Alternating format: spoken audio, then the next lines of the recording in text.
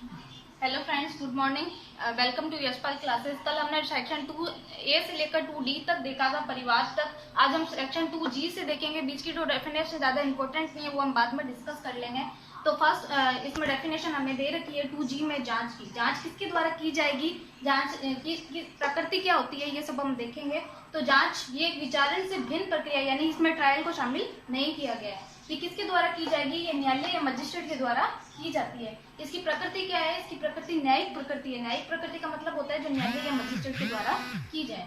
इसमें एक famous case हमें दे रखा है, ललिता कुमारी वर्सेस गवर्नमेंट ऑफ उत्तर प्रदेश। इस केस के अंदर ये कहा गया कि जांच न्यायिक करते हैं, यानी कि ये न्यायालय के द्वारा किया जाएगा। ये पुलिस अधिकारी का कार्य नहीं है। क्यों नहीं है, क्योंकि पुलिस अधिकारी जो कार्य करता है वो क्या कहलाता है, अन्वेषण। तो अन्वेषण के बारे में हम पढ़ेंगे सेक्शन 2H में।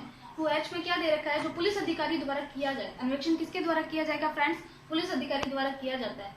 ये मजिस्ट्रेट किसके द्वारा नहीं किया जाएगा, ये मजिस्ट्रेट से भिन्न व्यक्ति द्वारा किया जाता है, यानी ये मजिस्ट्रेट के द्वारा नहीं किया जाएगा। नेक्स्ट इसमें दे रखा है मजिस्ट्रेट द्वारा प्राधिकृत व्यक्ति, यानी मजिस्ट्रेट अगर किसी व्यक्ति को इस कार्य हेतु प्राधिकृत कर दे तो वो भी क्या कर सकता है, अन्वेषण कर सकता है। इसका उद्देश्य क्या है, इसका उद्देश्य एकमात्र साक्ष्य एकत्रित करना, यानी जब भी पुलिस कोई अन्वेषण करती है तो वो क्या करती है, साक्ष्य एकत्रित करती है। ठीक है फ्रेंड्स। अब इसकी प्रकृति क्या है, न्यायोत्तर प्रकृति है। न्यायोत्तर प्रकृति का मतलब क्या है, ये न्यायालय या मजिस्ट्रेट के द्वारा नहीं की जाती, इसलिए इसकी प्रकृति क्या है, न्यायोत्तर प्रकृति है।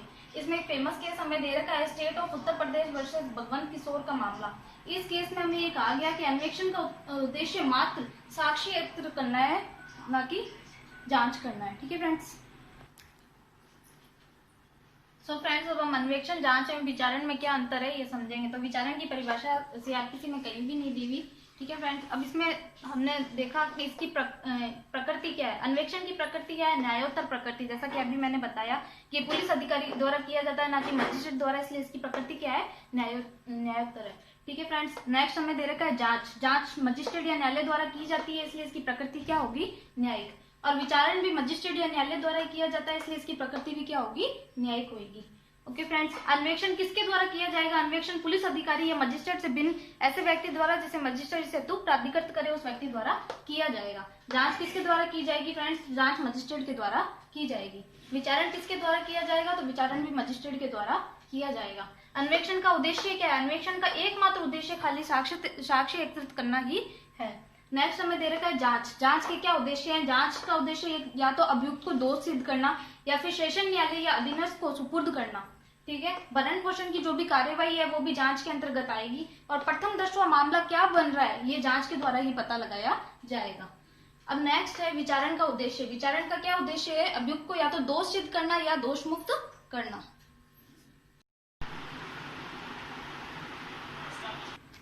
सो फ्रेंड्स, अब हम पढ़ेंगे न्यायिक कार्रवाई। क्या होती है न्यायिक कार्रवाई, कोई ऐसी कार्रवाई जिसके अनुक्रम में, यानी ऐसी कोई कार्रवाई है जिसके अनुक्रम में साक्ष्य वेद रूप से शपथ पर लिया जाता है। यानी न्यायिक कार्रवाई वो होती है जिसमें साक्ष्य किस पर लिए जाएंगे, शपथ पर लिए जाते हैं।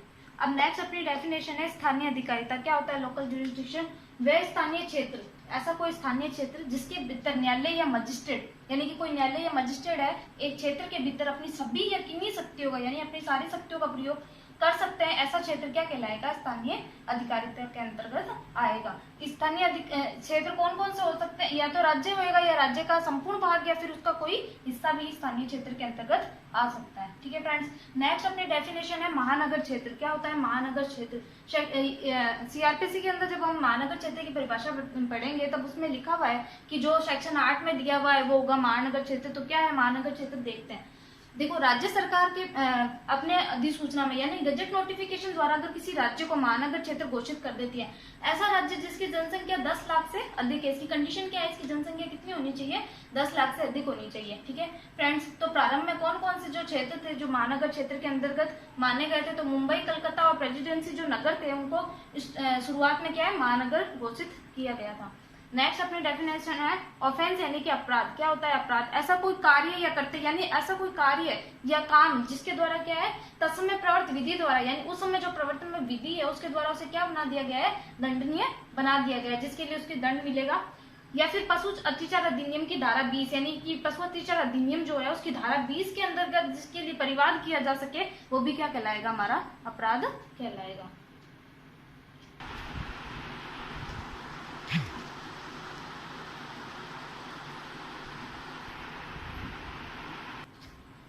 फ्रेंड्स अब हम करेंगे 2 का क्लोज ओ, जिसमें हमें दे रखा है पुलिस थाने का बाढ़ साधक अधिकारी। क्या होता है बाढ़ साधक अधिकारी, ये देखने के लिए पहले हम देखते हैं कि इसमें क्या डेफिनेशन दे रखी है, उसके बाद मैं आपको बताऊंगी। बाढ़ साधक अधिकारी मतलब पुलिस के अंदर कौन कौन सी रैंक होती है, कब कौन सा पुलिस ऑफिसर सबसे ऊंची पंक्ति पर होगा। ठीक है, इसके अंदर दे रखा है जब पुलिस थाने का बाढ़ साधक अधिकारी यानी कोई बाढ़ साधक अधिकारी जब अनुपस्थित हो, या तो वो थाने में नहीं है, या बीमार हो, या अन्य कारण से, कोई भी अन्य कारण से अपने कर्तव्य का पालन करने में असमर्थ है, यानी कि अपने वो पुलिस थाने में ही नहीं है तो अपने कर्तव्य का पालन कैसे करेगा, उस समय पर असमर्थ है, तो थाने में उपस्थित अधिकारी यानी थाने में जो भी उपस्थित अधिकारी होगा इन रैंकों में से कोई भी कांस्टेबल की पंक्ति से ठीक ऊपर हो। ये रहा अपना कांस्टेबल की पंक्ति से ऊपर कौन कौन है, सीओसीटी, CI, SI, ASI, head constable. ठीक है, इनमें से कोई भी जो थाने में उपस्थित है, ठीक है, वो क्या करेगा, वो क्या कहलाएगा, पुलिस थाने का बाढ़ साधक अधिकारी कहलाएगा। इसमें एक मेन पॉइंट ये देखा, अगर राज्य सरकार निर्देश दे तो अन्य पुलिस अधिकारी, कोई भी अन्य पुलिस अधिकारी जो होगा वो पुलिस थाने के बाढ़ साधक अधिकारी कहलाएगा। नेक्स्ट अपनी डेफिनेशन है 2Q में हमें दे रखा है प्लीडर जो किसी भी न्यायालय में विधि व्यवसाय करने के लिए, यानी किसी भी न्यायालय के अंदर जिसे विधि व्यवसाय करने के लिए उस समय प्रवर्त विधि द्वारा प्राधिकृत किया गया है कि आपको ये विधि व्यवसाय करना है, ऐसा व्यक्ति क्या कहलाएगा, प्लीडर कहलाएगा। ठीक है फ्रेंड्स, अब इसमें दे रखा है अन्य व्यक्ति जो न्यायालय या मजिस्ट्रेट की अनुज्ञा से नियुक्त किया गया है, कोई भी अन्य व्यक्ति जो न्यायालय या मजिस्ट्रेट की अनुज्ञा से नियुक्त किया गया है वो भी क्या कहलाएगा, यहाँ पर प्लीडर कहलाएगा।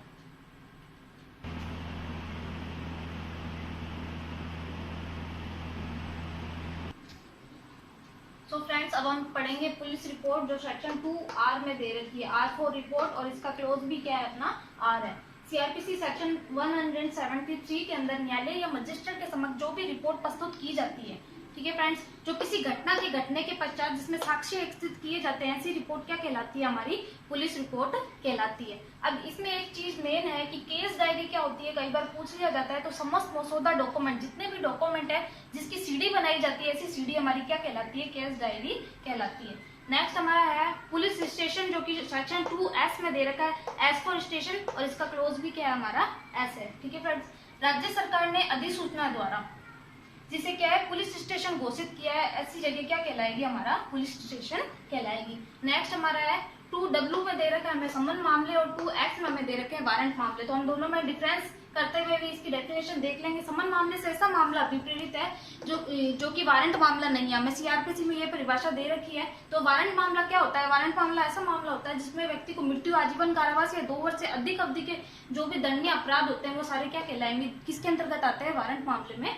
आते हैं। तो समन मामले और वारंट मामले में अंतर देखते हैं हम। जो किसी अपराध से संबंधित है, यानी ये साधारण प्रकृति के अपराध से संबंधित होते हैं, जबकि ये मृत्यु, आजीवन कारावास से संबंधित होंगे। समन मामला ऐसा मामला है जो वारंट मामला नहीं है, क्योंकि इसमें समन इश्यू होता है, इसमें वारंट इश्यू नहीं होता। नेक्स्ट 2X में हमने देखा कि इसमें दे रखा है, वारंट मामले में दे रखा है कि इसमें व्यक्ति को बिना वारंट के गिरफ्तार नहीं किया जा सकता, यानी पुलिस जब भी गिरफ्तार करने के लिए जाएगी तो उसके पास सर्च वारंट होना चाहिए गिरफ्तारी वाला। ठीक है फ्रेंड्स, अब 2W में हमने इसका देखा कि इसकी प्रकृति किस प्रकार की है, ये साधारण प्रकृति के अपराध होते हैं, जबकि ये गंभीर प्रकृति के अपराध होते हैं। नेक्स्ट हमारी डेफिनेशन यहाँ पे दे रखी है विक्टिम 2WA के अंदर, यानी कि पीड़ित क्या होता है, जब कोई ऐसा कार्य या लोग जिससे किसी व्यक्ति को क्षति या हानि पहुंचती है, यानी कि उसको कोई हानि पहुंची है और उसके लिए किसी व्यक्ति को आरोपित किया गया है न्यायालय के अंदर, उसके अंदर कोई भी हो सकता है, उसका सांक्षक या विधिक उत्तराधिकारी जो भी हो जिसने उस व्यक्ति को पीड़ित किया है, ऐसा व्यक्ति क्या कहलाएगा, पीड़ित व्यक्ति कहलाएगा, जिससे किसी कार्य या लोग के कारण हानि या क्षति पहुंची है। ठीक है फ्रेंड्स, अगर वीडियो अच्छा लगे तो लाइक, शेयर एंड सब्सक्राइब करना ना भूले। Thank you